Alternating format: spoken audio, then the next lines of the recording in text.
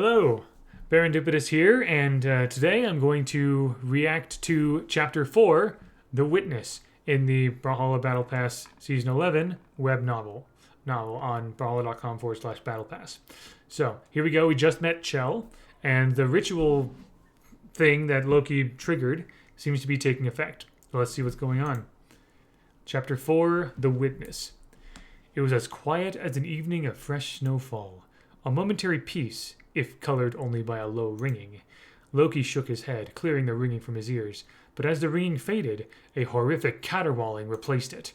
Chell began to thrash against her chains, clinking helplessly with unfettered rage. Accursed invader!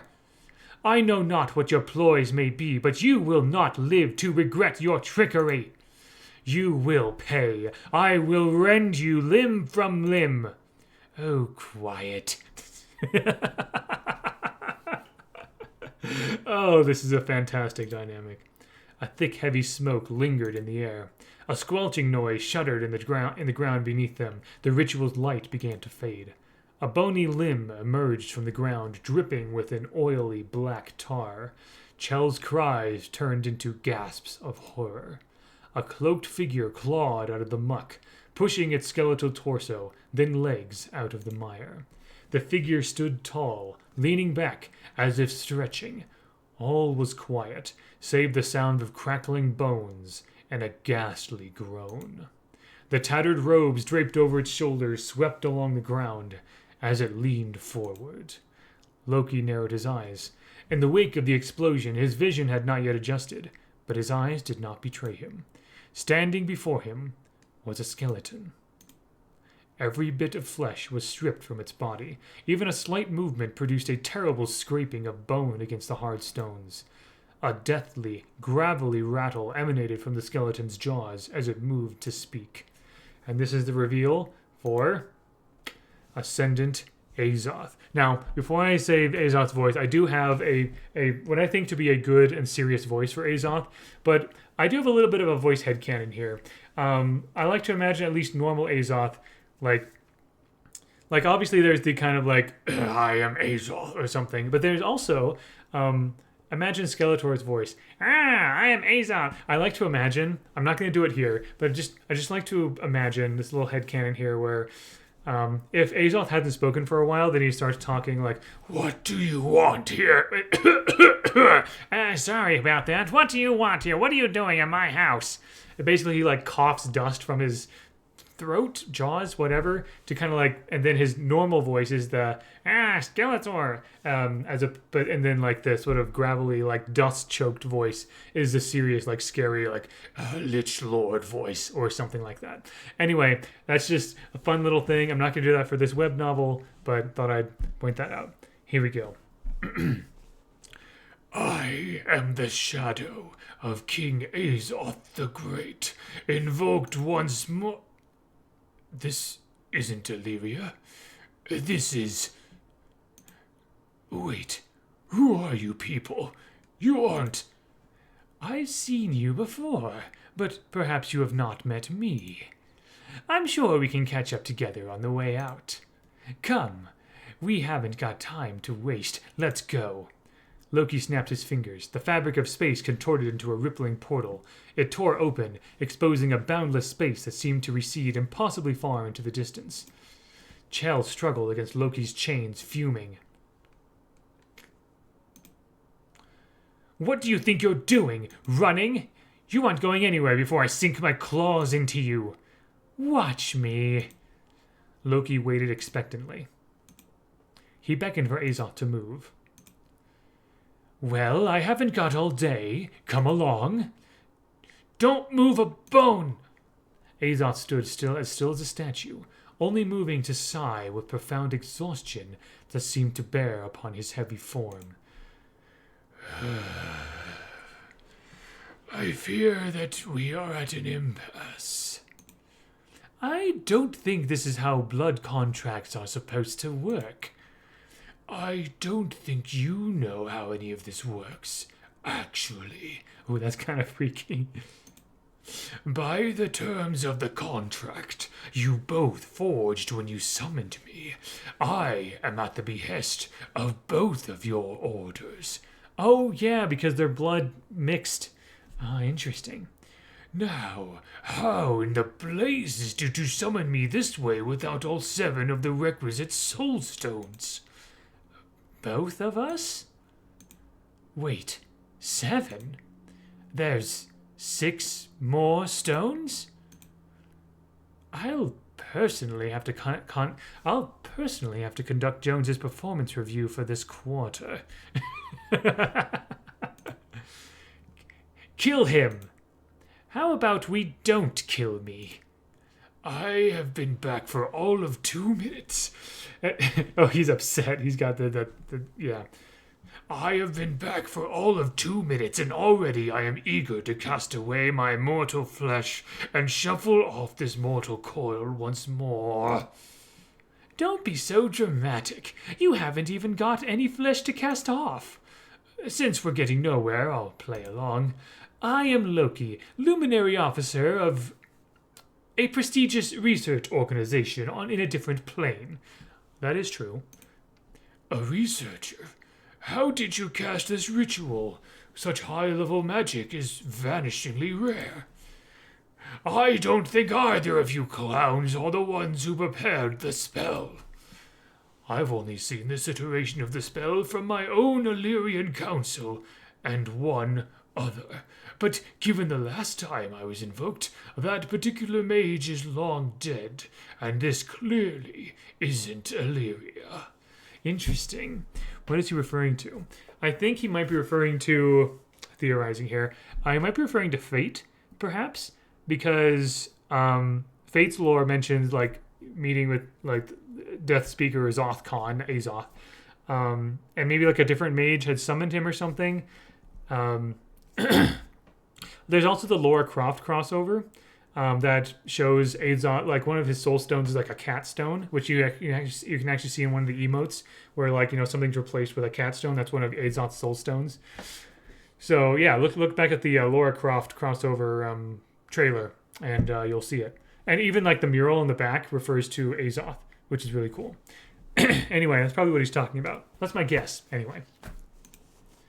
Azoth, I fear that for the second time in my life, it seems I do not know what I've gotten into. Ah, I know what the first one is he's talking about. Okay, so the first one, this is not even theorizing, this is just true. So in Loki's lore, the reason why Loki was in Terminus to begin with is that, so Terminus is the only place in the multiverse where Darkheart is, okay? There's only one Terminus in all the multiverse.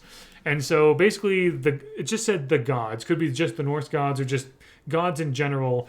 They needed Terminus to be sequestered into its own plane so that basically to quarantine the Darkheart away from everybody else and from all the other universes, essentially. And since Loki was so gifted in portalmancy, they asked him to do that. And they also secretly sent him to do that so that he would be sealed away himself in Terminus. They didn't expect him to come back. So I think that's what he's referring to. He's like, the first time he didn't quite know what he got himself into. Then he found himself trapped in Terminus, and now he set up THNX and all this research and doing all this meddling and everything, and now he's back in Valhalla, whatever. Anyway, Brawlhalla lore is cool, guys, okay? It's so cool. Moving on. Would you mind telling me the finer details of this summoning ritual? By the way, it is also very much canon. Like, it says in Azoth's lore that his court sorcerer set up 7 soul stones so that anyone can summon Azoth if they gather all 7 of the soul stones. So for some reason he was summoned here with just 1, but maybe not at his full power. Anyway, yeah. You mentioned 7 stones? Well, I was getting to it. Normally, any ritual circle with all 7 soul stones is enough to retrieve me from the afterlife. With that version of the spell, the complete set of soul stones holds enough power for me to return in full power. It's the simplest and easiest way to bring me back. But the spell you and this unruly one performed, it's a very specific, very powerful spell that is capable of bringing me back with merely 1 soul stone as a catalyst, and under the command of the person who summoned me. Well, I suppose I'm under the command of both of you. Not just one or the other. Both. Granted, I am in a severely weakened state. If you infuse your blood into any more soul stones you find, my powers will be heightened beyond belief. In that fully infused state, I could pierce through several planes of existence with one arrow. A swing of my axe could cleave mountaintops. Beasts, dragons, entire armies, I could decimate them all. It is a fleeting power, only possible once per century or so. That is the true nature of this spell. That's so cool that we get more background into the spell, this old law that binds Azoth to his fate. That's really cool. I wonder if this is like the actual canon Azoth. Like he's summoned to like a different like timeline or something from this. That would be cool. Given neither of you have any other soul stones in hand, I'm baffled that you've even managed to cast it at all. I like the little details of this angry sprite here. Like you got this little anger, like nerve, like vein popping mark here, but also a little bit of like he's grinding his teeth. Like there's motion lines there. He's grinding his teeth. That's so good. That's so good. The little details are just phenomenal. Like, oh gosh, I don't know. Just the creators at Blue Mammoth Games are just very good at like putting little details in. At least that I appreciate. It's really fantastic. Look, was this just some mistake? Am I just wasting my time? If so, just pulverize me or something, or tell me to turn to dust and be done with it. I'm more than happy to stay dead. The afterlife is quite nice, you know. Ostensibly, being back in the world of the living is just worse by every metric. I've done this song and dance time and time again. I was certain my previous summoning would be the final time. I'm afraid the halls of Brawlhalla will have to wait. Yeah, Loki knows what Azoth is talking about. Yeah. I came here to retrieve you and take you with me. I believe your abilities and powers would be quite the asset to our organization. Oh dear, wow, that's interesting. But not in your weakened state. We'll need to find the other 6 soul stones before we go anywhere. My powers? For mere research? If you intend for me to conduct experiments with adequate rigor, I fear I am more of the warmongering sort rather than the bookish sort. Maybe I could advise in military tactics and war games if we want to be generous. I was in the middle of painting the final details on my Brawlhalla Quest and Battle Lance figurines when I was summoned here, actually. That's so good. That's so good. Oh, that's so funny to me because like literally like I started painting like I started painting minis like just this past year. My wife and I are painting minis for like we're painting Warhammer minis, Malifaux minis, Gloomhaven minis for like tabletop role-playing games and war games and things like that. Brawlhalla Quest, that's the name of the tabletop role-playing game that is being played in Battle Pass Season 7. Like you see this fantasy thing here? Brawlhalla Quest. This is an in-universe tabletop role-playing game. And so there's that. As far as Battle Lance goes, I'm not entirely sure if this is referring to a specific game. If Brawlhalla Quest is more of like a tabletop role-playing game like Dungeons and Dragons or Pathfinder, like a fantasy game, then Battle Lance is probably... there is the real-world Battletech, which is a miniature war game that features mechs, like, figures about this big that are like mechs stomping around in like a... Yes, mechs stomping around in a city or whatever. So it could be a reference to that, and lance because there's lances in the game. I don't know, or it's just kind of anyway. So yeah, Brawlhalla Quest and Battle Lance figurines, just painting. That's so good. Holy cow, that's amazing. I love it. Like this stuff is just made for me. I feel like. Moving on. I suppose they'll be fully dried by the time I'm back.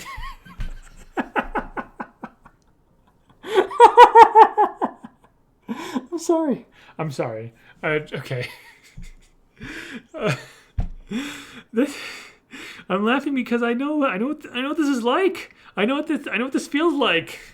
My wife and I are paint minis, and like we paint one color. Like if we have like a little miniature army or something like that, or we have like a group of little individual warriors. We choose a color. We paint the color on each of those. We let them dry for a little bit, and then we can paint the next color on or the next coat. And it's just that whole process. And so he's really talking. He's also just talking like, yeah, yep, it's true. He's. I really want to see his mini collection. Can we get that, BMG? Can we see that? Can we see his Valhalla Quest and Battle Lance collection? I'd love to see that. Anyway. Oh no. Dander. Dander? My cat. What? He was going to be fed in an hour. My poor, dear little Dandy. It's okay because he does have Hattori to look after Dander whenever he's away. That in the original lore. So this is exactly how I've always imagined Azoth. He's like, who summoned me this time? I was gonna feed Dander, but I guess Hattori will take care of it. And he's just kind of tired. Just wants to retire. He just wants to retire in Valhalla. This is perfect. This writing is wonderful. It's so delightful. I love it. Let's sort this out quickly. We cannot linger. I'll cut to the chase. I feel some kind of spiritual pull towards the remaining soul stones. They are deep, deep below. Buried in the earth, perhaps? Or maybe submerged in some sort of subterranean ocean? Either way, miles and miles down. Oh, this is much easier than using interdimensional math. But I'm afraid your soulstone detector compass must have gotten damaged in the summoning process. It's impossible. My intel has told me that your ritual circle is at the deepest point of the empire of the Jaguar Kingdom's capital. The room is oddly quiet. The clinking of chains had stopped. Chell did not struggle. Instead, she stared quietly and intently at Azoth. No, Azoth isn't wrong. I love the little squiggly, like, I would not normally divulge this, but since my life is in your hands, I will speak more freely of our empire's inner workings. Our empire's inner workings. What your intel has told you is partially true, but it only takes into account the newer, mortal-constructed temples. What Azoth is talking about is the Forest of the Gods. We're standing over a graveyard of creations left by the gods when they were still with us. Hundreds of years ago, they carved out massive caverns and entire worlds underneath the surface. It was meant to be our safe haven, but once the gods were gone, it fell into chaos. It's grown wild and untamed. Great beasts were left to hunt freely. Our people had to leave its depths once it grew too unsafe. We've been floundering on the surface ever since. Without a proper guide, no outsider would ever be able to navigate its depths, let alone find a way into it. This sounds like such a cool, little sub biome or sub, you could make a whole campaign out of a little deep underground kind of thing. And I have done that in D&D, definitely. Anyway, there are very few people remaining in the kingdom who are able to traverse them safely. I happen to be one of them. I think her helmet kind of reacts a little bit. I think the ears kind of perked up a bit. That's kind of funny. I love how bits pieces of the pieces of the characters outfits or whatever, little pets emote along with the characters. Anyway, I hate to force you to have to guide us through the forest of the gods. Loki tightened his fist. The chains strained against Chell, digging into her skin. The unspoken meaning behind his words was clear. She clenched her teeth, but did not flinch. With difficulty, she swallowed her pride and shrugged her shoulders. Oh, yep, it did. Yeah, the mask is reacting along with her. No need for threats. You need my assistance, so why don't we make this partnership a little more amicable? I think we can come to some kind of solution, even if I loathe to say it. Oh, are you proposing a contract? Very well. The power of the contract is something I'm quite acquainted with. Yep, yep, indeed, that's true. It's something that comes quite naturally to me after drawing up employment contracts for my workforce of 80,000, after all. Wow, 80,000 workers? That's like, I'm pretty sure he hasn't employed all of Terminus. So that's a lot of people in Terminus. Good golly. Anyway, well, perhaps 79,999 now. I'll have to take a look at Jones's termination clause. Oh dear. For F's in chat for researcher Jones. I'll be the witness to this agreement. Let's hear your terms. I will guide you, interloper, without any trickery or intent of harm. But in return, I ask that Azoth lend me his power for something that I cannot do alone. After that, Azoth is yours for the taking. I will have no use for him after. And what is it that you need Azoth for? A great burden seemed to lift from Chell's shoulders. With a renewed fire in her eyes, she turned her head to Loki. As she spoke, her words were shaky and hoarse, yet dripping with venomous conviction. If Azoth's words ring true, then, for the good of all the Jaguar Kingdom, I will need Azoth to kill my queen. What? What? What's happening? What's going on? What happened with Queen Nai? What's going on? The Fell Empress. What happened? The witness, that's why, because Azoth is the witness to the agreement. That's so cool. That's so cool! Okay, anyway, thank you very much for watching. Hope you enjoyed, and yeah, we'll go over Chapter 5 next time. Until next time, all the best.